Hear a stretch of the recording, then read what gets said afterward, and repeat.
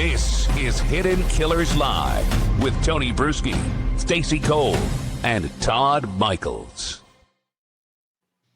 Brian Walshe, a trial that is so unsettling. It isn't just the allegations themselves, it's the chasm between the two stories that are playing out in court. Prosecutors are laying down a timeline so exact it feels like watching a map populate in real time.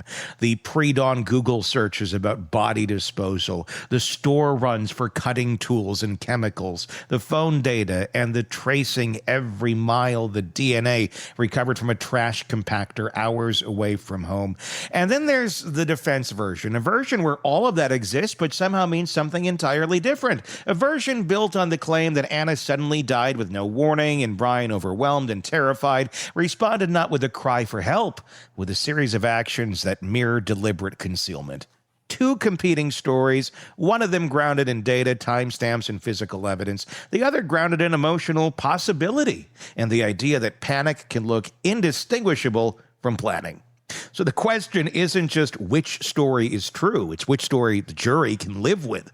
And that's why I want to bring in someone who understands not just the law, but the psychology of the juries, the anatomy of the defense strategy, and how narratives look like this, and how this can rise or collapse under scrutiny. Defense attorney and host of Defense Diaries, Bob Motta, is with us, and there's a lot to get into here today. But before we get into the evidence, Bob, does this feel like a defense theory chosen strategically, or one chosen because there was literally no other path available? Yeah, I'm going to go ahead and say the latter. I think it was a situation, and I was just talking about it on our stream, and I apologize for being late. You're fine. I had to kind of dip over here from there.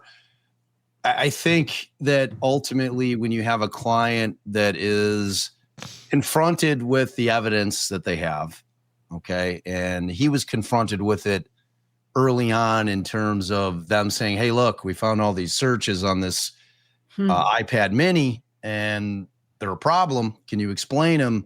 And at that point he starts lying. Oh, I don't know where those came from. Was it my 6-year-old? I didn't do it. Right. Like that whole thing that goes on early on in that investigation. You know, he's pigeonholed himself into lying about that. So when Tipton, his public defender, gets this case and is going through everything, and if his client is telling him, look, man, like, I get it. I did do those searches, but this is why. And it's not because I killed my wife. It's because I went down to clean the kitchen. When I came back up, mysteriously, she had died. I freaked out. I didn't know what to do. I thought that they would pin it on me because they always pin it on the husband.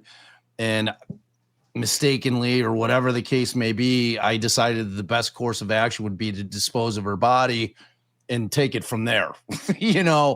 And so when Tipton is, you know, got that set of facts in front of him, and he's got a client who's adamantly telling him that he didn't kill his wife, he's basically got no other option. Like, I don't know what else the guy could do, you know, even if in his own mind, his attorney's like, okay, well, this guy's completely full of shit. Yeah. That's not the way defense work works. You don't get to do that. You know, you have to do the job. Got a client professing his innocence, at least as to the murder itself, but he's owning up to the fact that he did dismember the body and dispose of it. So it's a wacky defense. I was dying to know coming in light of the fact that he had pled out to the two other charges, which was the lying to the cops and the disposal of the body. I was very curious to see what they were going to do with it. So during openings, we found out, and this is what they're going to do. It's their story, and they're sticking to it, T. I have a question. Do you mind if I jump in for just a second? Yep. So, Bob, what's it like as a defense attorney sitting there across the table from somebody, and you're looking at them going, like you said, you are just full of shit. You still have a job to do. What's it like representing somebody like that? Have you had to do that a few times? Oh, yeah. I mean, defense attorneys have to do it all the time. You know, I mean, there's the concept of, you know, you can't know what happened because none of us were there. The cops weren't there. Prosecutor wasn't there. We certainly weren't there. when the crime took place. From our perspective, we have to take whatever our client is saying to us at face value. Obviously, we're going to have our own opinions, which typically, moving towards trial, when you're going through the evidence with your client, you're saying, look, this is super problematic, buddy. I know that you're telling me that you didn't do this, but they have a lot of really powerful evidence against you. Do you want me to talk to the state about potentially coming up with a plea agreement on this case? And it doesn't even have to be a murder case. It could be anything. Take it out of the realm of the most extreme cases and just put it in the realm of a more mundane case, like a theft case, or, like a drug possession case, or anything of that nature. And, you're always going to look at the evidence. You're always going to go to your client and say, this is what they've got. And, it's problematic. Or, I think that we have a defense here that supports your position.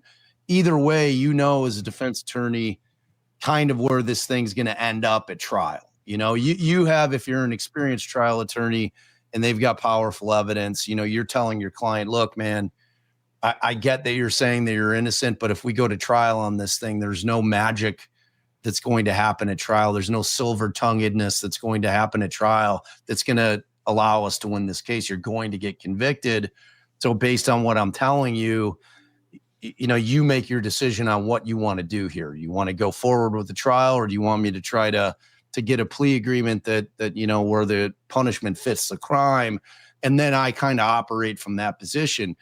Sometimes you'll have clients that are adamant about going to trial, that they don't give a shit how much powerful evidence the state has. And then you're stuck, and you go in, and your job in that situation is to make sure that your client's getting a fair trial. Okay. And make sure that the prosecutor's doing their job correctly. Make sure that the cops did their job correctly. And then once you do all those things and you allow the facts to play themselves out, as a defense attorney that the right result is probably going to happen for the most part, like in a vast majority of situations. So, you have your job as a defense attorney, and you're going to do it. And, and if you're stuck in a situation like Tipton is, who again is his public defender, wherein you're stuck with these facts and you've got a client that's just not admitting that he did what the state's saying that he did, then, you put it out there and you let the jury do its job and you let the state do their job. Is that difficult when you have kind of a split the difference strategy going on here? Because I'm wondering if that's what initially happened here. If it was like, look, let's try and work on some sort of a plea deal here, which they came to, where he came out and said, I'm guilty on the first two charges, but not on the others. Do you think that was a difficult conversation behind closed doors where Tipton was like, okay, well, you're going to say this? It feels like he made it even harder to argue the case by admitting the first two pieces of this, the lying to the cops and the disposing of the body. And then now we're going to go try and argue that you didn't kill your wife, even though you did these two. It's a weird strategy, and I'm wondering if it's one that was more so employed by Tipton saying, let's do this, or more so Brian Walshe and what we know about him and his ever narcissistic wisdom saying, no, this is going to be good. This is going to work good. And by the way, do you want to buy a Warhol? Right. Yeah, no, I think that ultimately it's born out of the fact that his client is not confessing to him that he committed the homicide. Because in this particular type of defense, the question immediately becomes, is Brian Walshe going to have to testify? And I think that he's going to have to. I just think that he's going to have to testify. And so, from a defense attorney's perspective, we are not allowed to suborn perjury, meaning that Brian Walshe couldn't have said, I did this. We got to figure out a way out of it. So Tipton's not going to be able to come into court and put his client on the stand and suborn perjury. When if Walshe has said, I've done the crimes, all of them, but your job is to get me off. That's not how this shit works. It's just not how it works. So what I think happened is that ultimately Tipton went to him with what he already knew, because he had already been grilled on this shit. They had already charged him with lying. They knew that he was lying. They knew that he had done the searches. There was no other reasonable explanation other than unless he's going to try to throw his own mother under the bus, and that it was her that had done all the searches and the crime, that, there's no other explanation that's going to lead to anyone else other than Brian Walshe having been the culprit of this crime. So he's got all that. And then I think we'll figure out based on when these experts were retained in terms of, which I'm sure we're going to get into, which is their defense, this sudden unexpected death syndrome. Yeah. We'll know at what point Tipton kind of said, all right, this is the way we're going to go in terms of our theory of defense. It's the only thing that we've got. And we'll know at what point in time that happened, whether it was preceding trial by months, whether it was way back when, because there was not a plea agreement in terms of him changing his plea. Like, I don't think the state offered him shit. That wasn't the state saying, okay, we're going to allow you to plead out to these two things to muddy up our case. I think what he just decided to do is, look, you're going to have to just plead guilty to these things. You're going to have to change your plea. You have to step in front of the judge and say, I know that I initially pled not guilty to those two charges, but I've changed my mind. I'm going to own it. I did do those things. And so that's what happened there. So, yeah, man, like, I just think ultimately Tipton's playing the hand that he was dealt. And, and he's stuck with a client who's just not making the admission that he killed her. Yeah. Yeah. It's almost like the Alec Murdaugh strategy in a way, where right at the very last minute, okay, I admit it, I lied. And then it goes into his whole tale of, here's what really happened. And oh, what a tangled web we weave. Right. Yeah. Quite tangled, without a doubt. We got the Google searches, and these are some of the most damning digital pieces of evidence I think that we've seen. When I talk about digital footprints, this is usually the case I go to give examples of just how damning these sort of things can be. As a defense attorney, where do you even start when the timestamps and these searches line up so cleanly and look so damn incriminating? I don't know how they are going to try and paint this thing as anything other than what it really appears to be: murder and covering up a body, especially with some of the searches done prior to her death as well. Yeah. It's the Google searches are incredibly damning. The question is, in terms of the timing of it, they're all very damning, but they actually kind of do fit into this fakakta story that they've come up with. Right. That she, you know what I'm saying? Like, the only Google search that really takes place prior to, that New Year's Eve timeline in terms of, the first substantive search that takes place is at like 4:54 a.m. where he does the first search that you're like, holy shit, is the 1227 thing where he says, what's the best state to get a divorce if you're a man. So like, that's the only kind of smoking gun Google search that takes place prior to. So there's nothing that exists prior to the New Year's Eve date wherein he's Googling things like we end up seeing after the fact. So that kind of actually, which I think, again, from Tipton's perspective, he's like, all right, well, this guy's saying that he didn't do it, and this is what he's telling me happened. And the evidence that we have kind of supports it. So, whether or not a jury's ever going to buy it is a whole different thing. But in terms of it being implausible, it's not, because of the timing of the searches.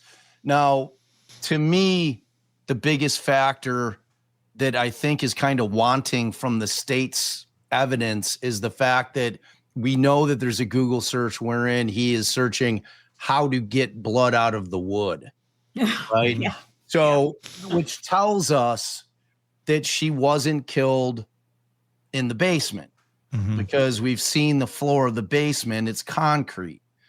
And The one thing that at least we haven't, I'm not aware that it exists, and they're very early on in the state's case in chief. It may exist, and maybe it just hasn't come out in the pretrial motions. Did they find evidence of either cleaning materials being used upstairs where the crime might have been committed? Because if they have one piece of evidence, that would indicate that she was killed, not dying suddenly of some unexpected medical thing coming up, then their theory shot to shit, because then you know that she was killed upstairs and she had to have been killed some way, unless, of course, he strangled her and there's no blood, or he put a pillow over her head and killed her. But there's no body. So how do you? Exactly. So that's the problem for the state in the case. Ultimately, they're not going to be able to show what the cause of death is. They're not going to be able to do that because they just haven't been able to find her remains. So it's a really, like, at the end of the day, do I think that the jury's ever going to buy it? No. But in terms of kind of the puzzle pieces being put together, there are gaping holes for the state wherein, again, when you're thinking about the theory of defense and did Tipton have any other way to go with it?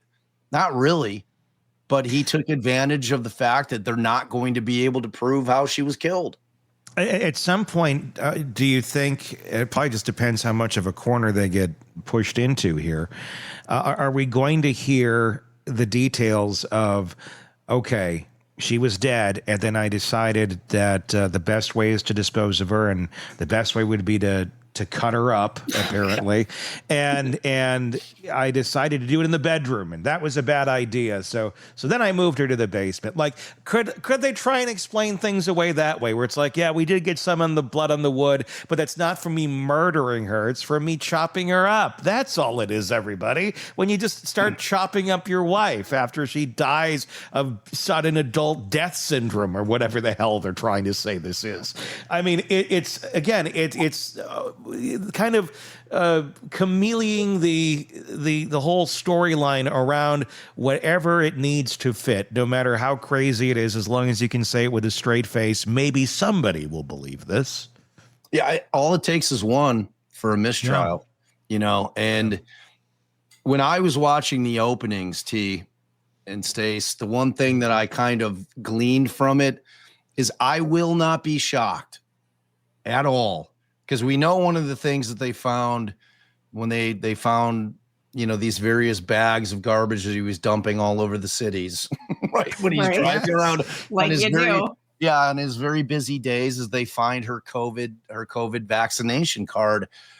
I immediately thought that I'm not going to be shocked, because we know that there's a large segment of society. I don't know if it's large or not, but there's a segment of society that believes that the vaccination has been linked to causing kind of sudden deaths of people, unexplained. I will not be at all surprised. As a matter of fact, I think that they might lean into it, that they're going to put it on the vaccination as being the source of what killed Anna suddenly and unexplainably.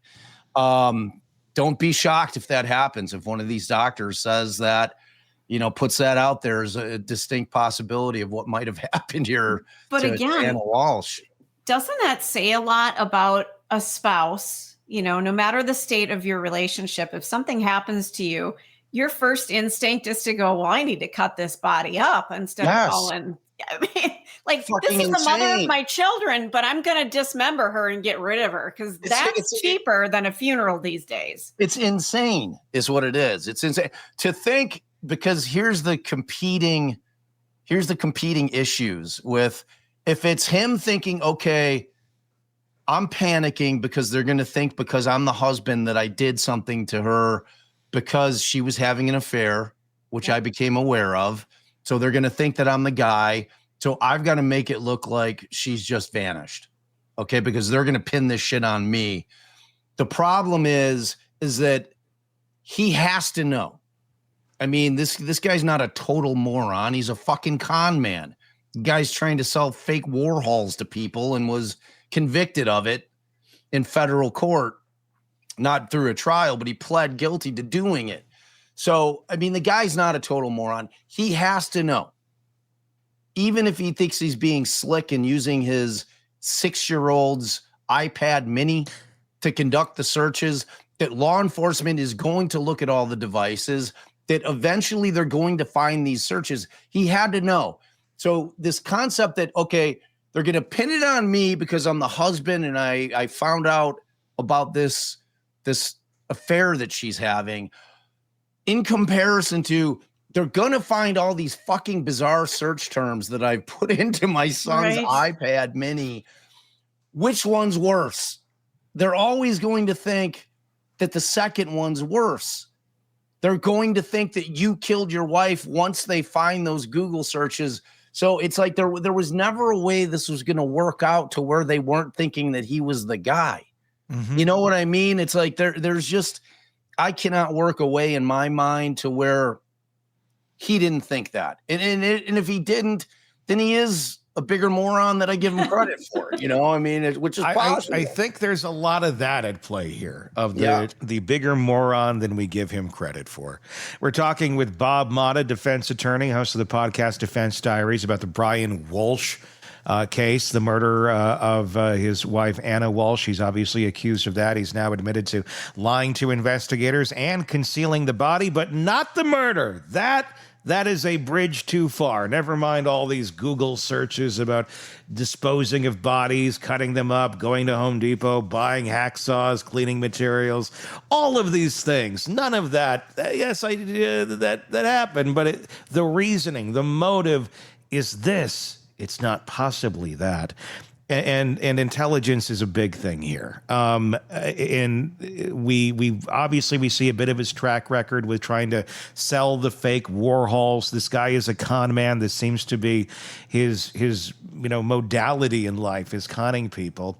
So you got that as the backdrop of all this. And that was even brought up into court the other day, in opening, I believe, where they did mention about the Warhols. So that's in there. The jury does know about his con man past. Add that to the mix. This is not painting a very strong picture of a man who just simply panicked. I mean, panic is emotional, panic is messy, panic is reactive, but the conduct here, the multiple stores, the different towns, the cash purchases, masks, it looks organized. Let me ask you on that, and this is just conjecture on how you're looking at this. Do you think he planned the death of his wife, the unaliving, the murder, if in fact it is murder? Or do you think this was very much something happened? Maybe it was accidental. Maybe it was heat of the moment and anger. But something happened at his hands, and this is just how stupid the guy is, that he didn't think any of this through and literally just made it 10 times worse than it needed to be, because it was kind of a, oh shit, I really wasn't planning on killing her today. I wonder if he was ever really planning on killing her, or if this just heat of the moment and now they're dealing with the aftermath. Yeah, it's hard to know. In terms of the evidence that exists does not suggest that it was premeditated beyond, the time frame that we are aware of, right? Unhappy, but not necessarily evidence of a murder. Right. Well, I mean, and the defense's opening was really of kind of the mindset that, look, this was a happily married couple. Now, we know, obviously, Anna's deep into an affair. Okay, with another guy that she's traveling and meeting. Like, I mean, she's deep into this thing. So the defense is trying to say that he was unaware of that from his perspective, that they were in a happy marriage, that he couldn't live without her, that there's nothing that exists that shows that they were not happy, at least from Brian's perspective. All right. That he was under the impression that she loved him, he loved her. They're putting up like text messages that he brings up during opening, like, how do all these text messages where they're talking about the kids and just general things like, I love you back, that for, like, on the surface, it appears that they're a loving couple. So you have to think from that perspective, they're not going to be able to show premeditation. Mhm. If they are, again, it's something that we're not aware of. So, but they don't really care at this point. Like the murder is the murder is the murder. And again, premeditation, as we've talked about during other cases, can be formed in 30 seconds. It doesn't have to be weeks or days or hours prior to. It can happen almost immediately. Or as you said, they get in a fucking giant argument in the heat of the moment, and he chokes her out, and he's like, "Oh my God, what did I do?" And then he goes about doing all the nasty business that he does after the fact. I think that the reality, and you would put, I think it was Gen Z's comment up, and it's exactly right. Like if your loved one, somebody that you love deeply, who's your soulmate, you come back to the bedroom and you find that person not breathing. Okay. The only reasonable thing to do is to call fucking 911. Yep. And say, my wife isn't breathing. Please come help. Nobody on that jury is going to believe for one fucking second that this guy came back from cleaning the kitchen from a 3-person party, finds his wife not breathing, and then decides that the best course of action is not to call 911 to try to help revive her, but instead, well, Jesus, how am I going to get rid of her body? Like, no, and no I need one's to clean this up. Yeah, I need to go to Home Depot and get cleaning supplies because clearly we're out. I need to get exactly. stuff. And then add into the mix, you got kids. Yes. This isn't just like some fling or something. You don't barely know each other. There's not emotional attachment. There's years of marriage. There's children. There's a family. And the idea that I'm so fearful they're going to go after me for her death that I'm going to completely just make her disappear into the ether, and the kids will never know what happened, but I'll know what happened. Like, this is all okay. This is normal. This is something that he's going to be able to live with. I don't know. I mean, maybe he probably could have been able to live with it. He seems to have a very interesting way of thinking in the way that he handles dealing with other folks out there in the world. Lying doesn't seem to be that big of a hurdle for him. But to think that this is going to be the strategy, I mean, I think the craziness of it is to think that he thought that at that moment even. I'm going to guess this idea of claiming, she just died, miraculously, sudden unexplained death. I'm going to guess that didn't enter the equation till further down the line. I don't know that it was going through his mind right away when he found her dead, and I put that in air quotes. Right. Yeah. Here's the thing, though. Here's what makes this case interesting. And again, we don't know all the evidence that the state has, but we know who does know all of the evidence that the state has is Tipton, his lawyer. Yeah. So again, hearkening back to the concept, I'm assuming that they do not have any evidence of her being killed upstairs. Number one, because they don't have the body. And number two, because forensically, they didn't find anything that would show that this took place upstairs. And again, I guess they could try to tell that story that you said, I was going to chop her up upstairs and then realized midway, as soon as I took her arm off, that this is a bad idea. I should go do this in the fucking basement or the bathtub, whatever. Mm-hmm. I guess they could say that, but I'm going to assume that they don't have that type of evidence in terms of him doing something upstairs. They didn't find any blood spatter anywhere. They didn't find it on the walls. They didn't find a speck anywhere, meaning that, either a blunt force trauma may not have happened wherein he struck her in the head violently, or he used a knife or the hatchet, whatever. That there's nothing, he shot her. There's no evidence of that taking place upstairs, which would lead you to believe that that he would have killed her probably by asphyxiation or, again, smothering her with a pillow, something of that nature, right? Mm-hmm. So that there was no blood left up there. The other part of it that's interesting, though, is that you have that lack of evidence from the state's perspective in terms of how she died. Mm-hmm. But what you also might be missing, which, again, we don't know if it exists. I have no idea if it exists, is this guy is on house arrest, Okay. He's not able to tail her. Okay. So even if he suspects she's having an affair, he's not able to follow her around and solidify it. We don't have any evidence that he hired a PI to follow her around. So the question then becomes, since they've gone through all the devices, typically you're going to find some text messages between husband and wife wherein he's saying, I can't fucking believe you did this to me. I know you're cheating on me a bit. Like, is there going to be evidence that he was aware of the affair? Yeah. Because they're sitting there saying in opening, and I'm talking about the defense, he's not aware of it. And again, Tipton knows all the evidence. So like, that's another kind of fact that exists, or lack of a fact that exists, that kind of plays into the defense's theory that, again, you're going to have to not be able to use that motive of he knew of the affair, because they couldn't prove it. They could not prove that he was aware that she was having the affair. So you're going to have to, and this is what Tipton would argue in terms of closing argument. Forget that. They didn't prove that. They cannot prove that my client knew that his wife was having an affair. So that's not the motive. Now, what are they going to lean into next? Are they going to lean into the life insurance policy? Because he needed to pay this $425,000 in restitution on the federal case. He needed the money. Is that why he did it?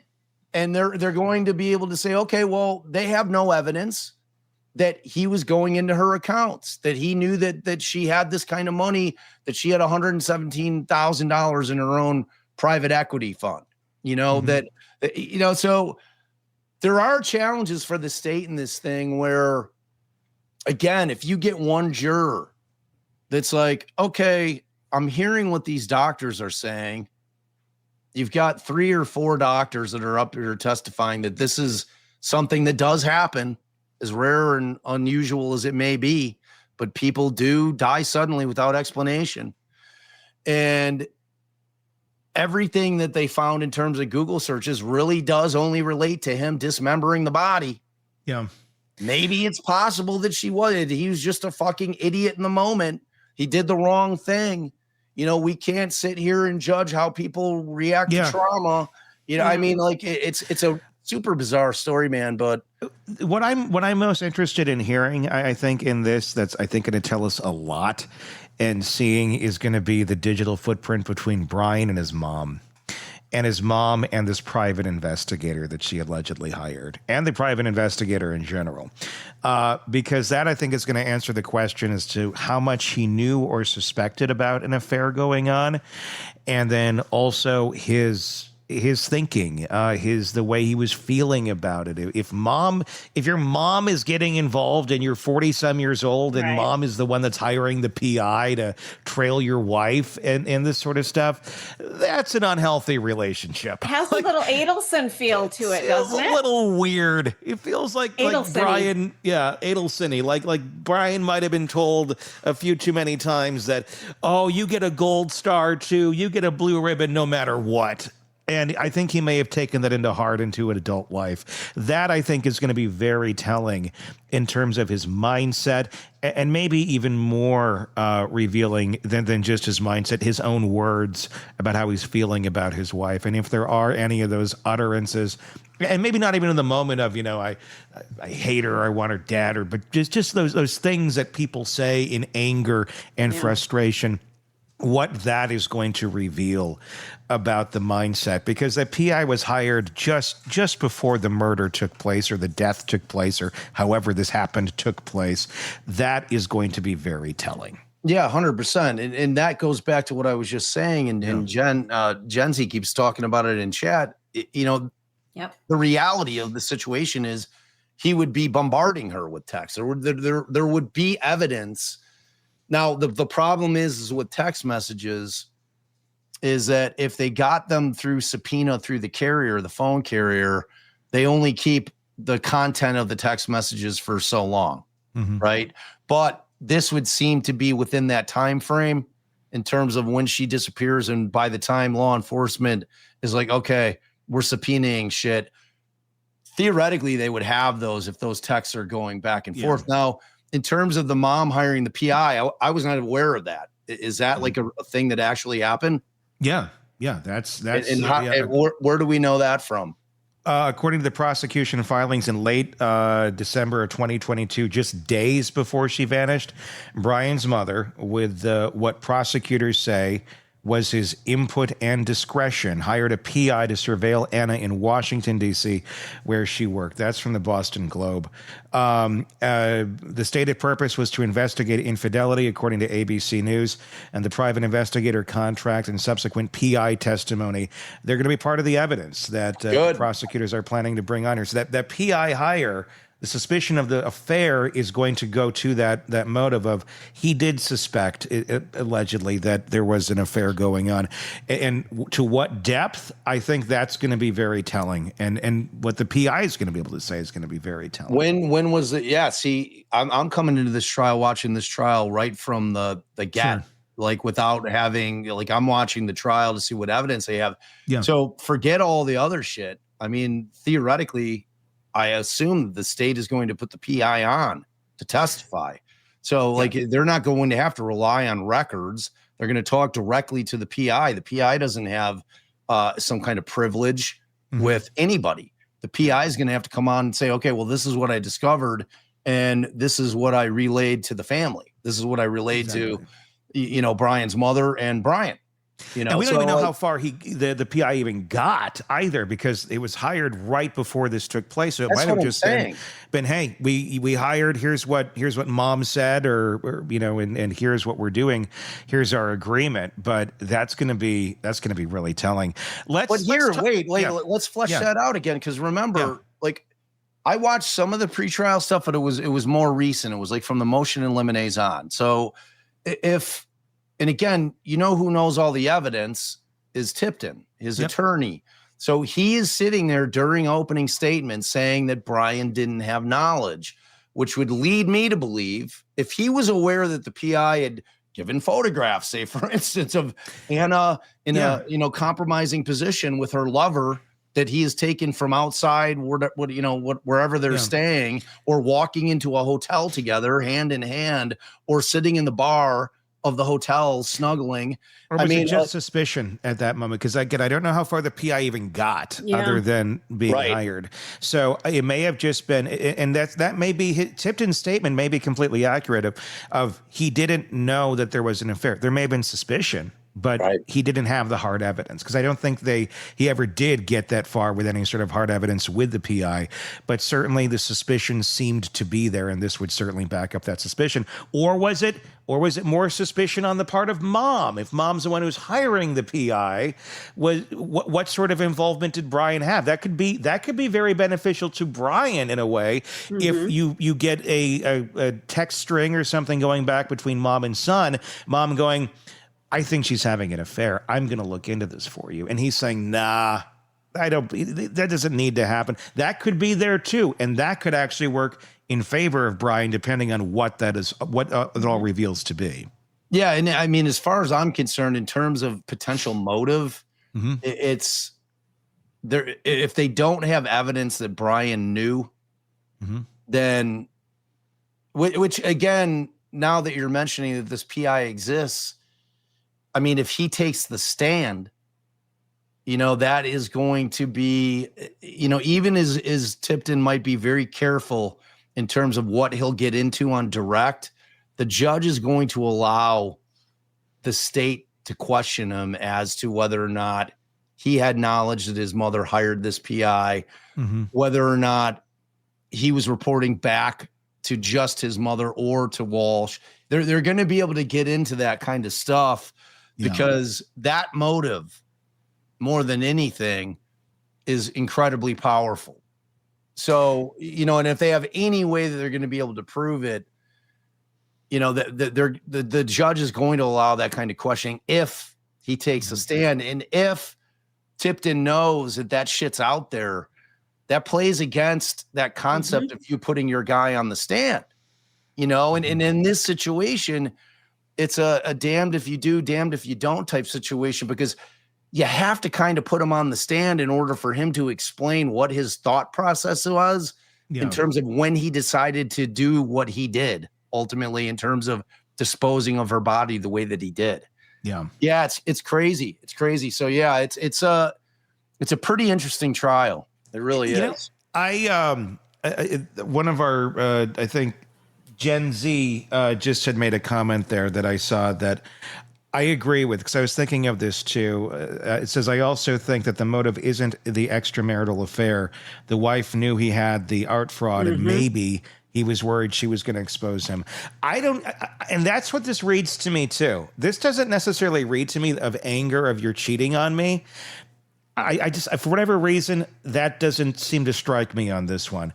I think it's more so fear that she's going to expose him for not just the art fraud, but God knows what else. Whatever else is hiding under this guy's story, because she but holds all expose the cards. him to who? To anything else that he could be exposed. He'd already fled out.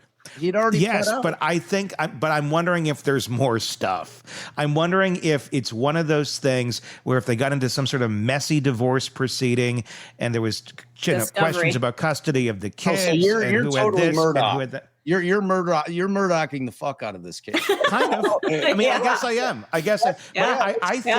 I think he was sitting there. This is my conjecture. I think he thought, I have so much to lose if she leaves me. Not only like his only financial support, the kids, everything, but also the one person who did stand by him for God knows why, for how long. What else does she know? What other skeletons are in the closet that could come out in those other areas that he was not willing to be exposed on? Because we all know the last thing and the worst damn thing in the world to a narcissist is exposure. Bingo. And that's the card she held. Well, like putting aside the narcissistic aspect of it, just the potential criminal liability if he was up to more. Yeah, exactly. Right. If he was doing other exposure, shit. Right. Yeah. That thing, and that is definitely a Murdoch thing. Like that. Yeah. That is kind of the concept that was behind the state's theory in that case. That his wife knew way more than she was supposed to know, and she was a potential problem for him. She's a liability, and that was a thing wherein he could have said, all right, as much as this pains me, but I've always been of the mindset that I don't think Murdoch did it himself. I think that he hired a couple of bonehead meth heads from the area to do the damn thing. I think he was in the property. I think he said, use my weapons. I'll get rid of them because I don't trust you guys because you're fucking crackheads. Yeah. And you do it because I can't bring myself to do it. Because I mean, in Murdoch, when you kind of look at the family history, I think there's no question that he actually did love his wife and kid. I agree. I think so. So for me, and people are like, oh, that's fucking crazy. I'm like, no, it's not. It's not. No, he loved his wife and kid, but he loved himself more. Yeah. Well, and he had a lot to hide. Yeah. He had a lot to hide at that point. And that's where I think this may be similar in some ways to that, where I think he probably loved his wife and kid in a way that narcissists love. I don't think it's the type of love we think of, but there's something there.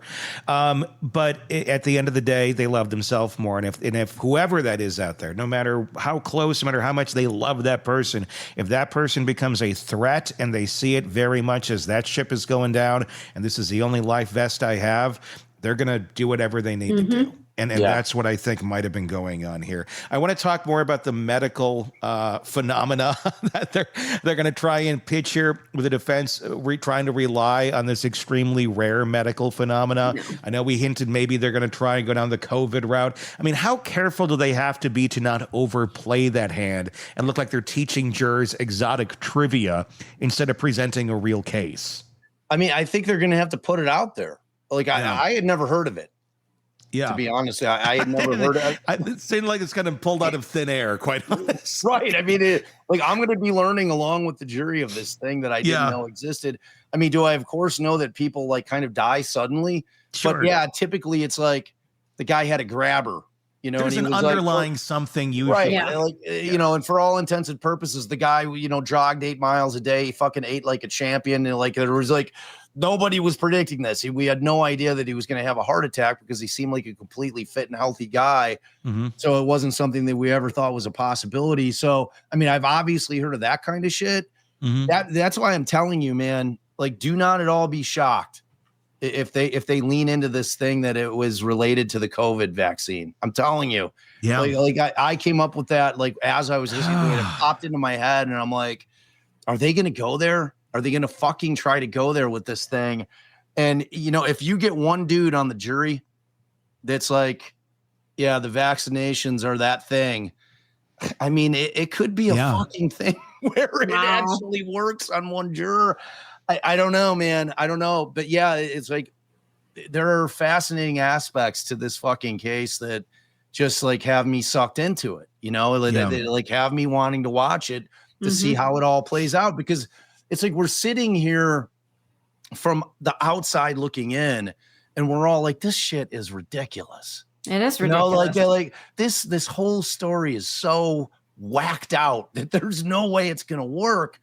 But if things are placed in a way that they're just right, and you've got some witnesses that are experts that are going to get on the stand and yes, teach people. I mean, like, that's the point of an expert witness, is that they're telling the jurors something that they don't know, and they're teaching them about something that they wouldn't know otherwise. That's the entire point of hiring experts, and it, as well as attorneys. Like, we hire experts all the time because I'm not a phone data expert. I'm a fucking lawyer.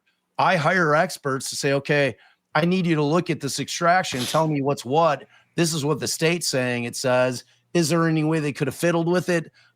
Is there any way that this wasn't actually on the device? All those things.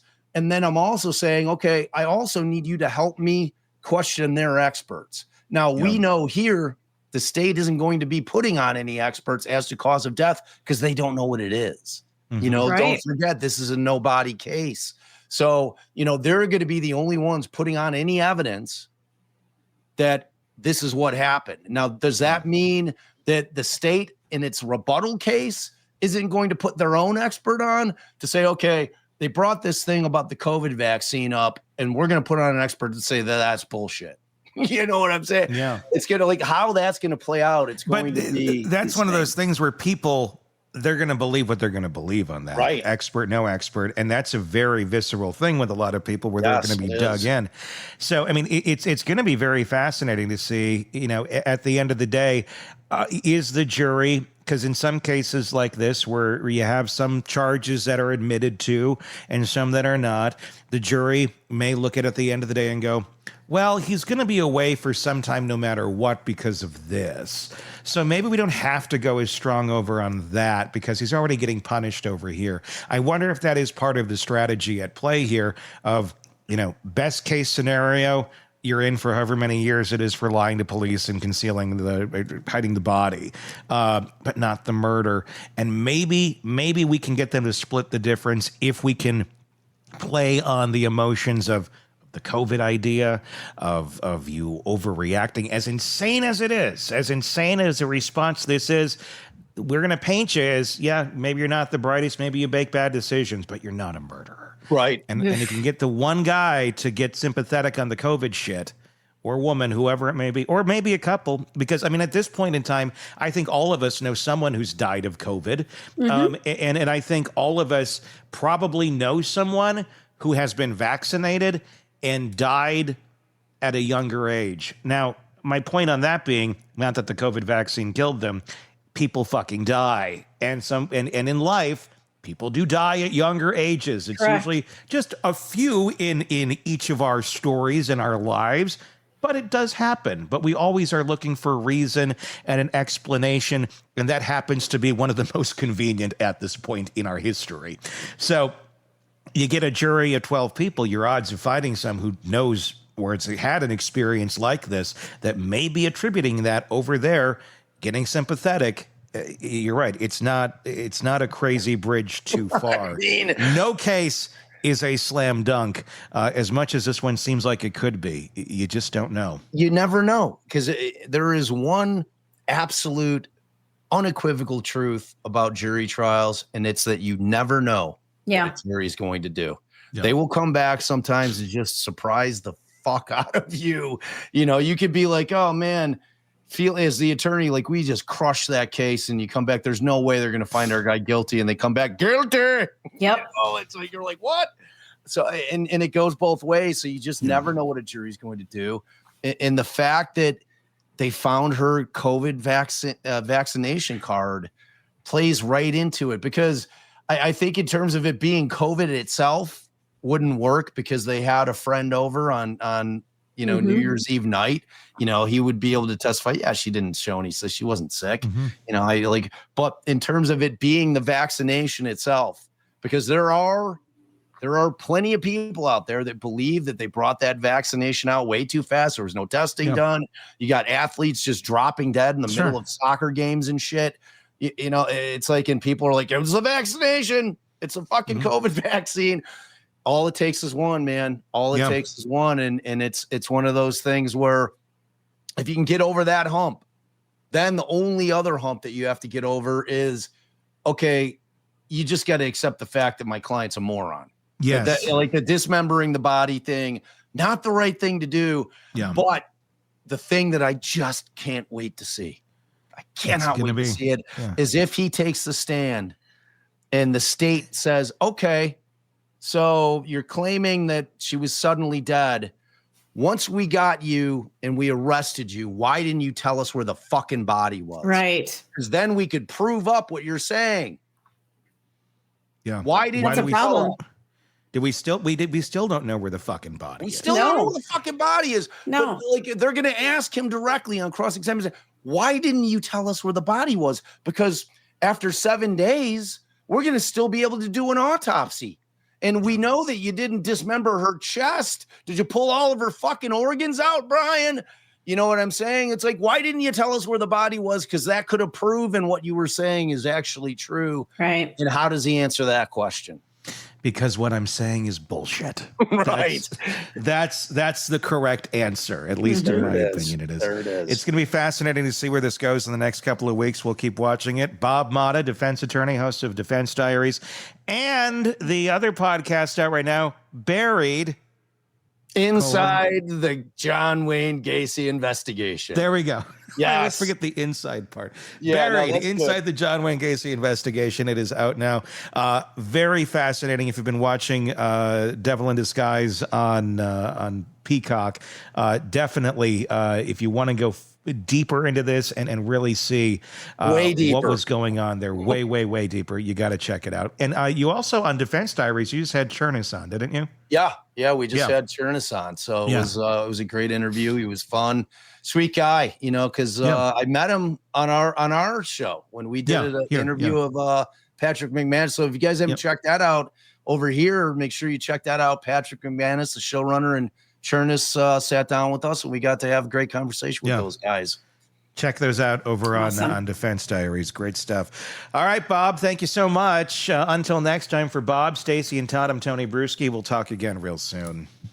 Want more on this case and others? Then press subscribe now and don't miss a moment of true crime coverage from Tony Bruschi and the Hidden Killers podcast.